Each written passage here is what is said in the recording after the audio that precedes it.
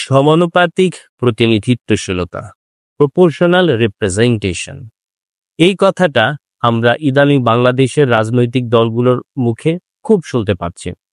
খুব স্বাভাবিকভাবেই জনমানুষের একটা প্রশ্ন আসতে পারে যে হঠাৎ করে এই সমানুপাতিক প্রতিনিধিত্বশীলতা বা প্রপোর্শনাল রিপ্রেজেন্টেশনের যে কথাটা আসছে সেটার মূল কারণ কি? আমরা যদি এটাকে একটু সংজ্ঞায়িত করতে চাই যে প্রপোর্শনাল রিপ্রেজেন্টেশন কি, নির্বাচনে প্রাপ্ত ভোটের অনুপাতে প্রতিনিধির সংখ্যা নির্ধারণ করা হয়ে থাকে এই পদ্ধতিতে।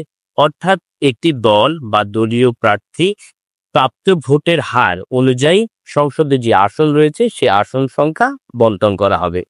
যেমন উদাহরণস্বরূপ বলা যায়, আমাদের বাংলাদেশে যদি আমরা ৩০০ আসন ধরে নেই, সেখানে কোনো দল যদি 50% ভোট পায় তাহলে তার সংসদে আসন সংখ্যা হবে 150, কেউ যদি 30% পায় তাহলে 90, আবার কেউ যদি 20% ভোট পায় তাহলে তার আসন সংখ্যা হবে 60। এখন এখানে প্রশ্ন উঠতেই পারে, এই যে সমানুপাতিক প্রতিনিধিত্বশীলতার কথা আমরা বলছি, পৃথিবীর আর কোন কোন দেশে এই ধরনের সিস্টেম রয়েছে?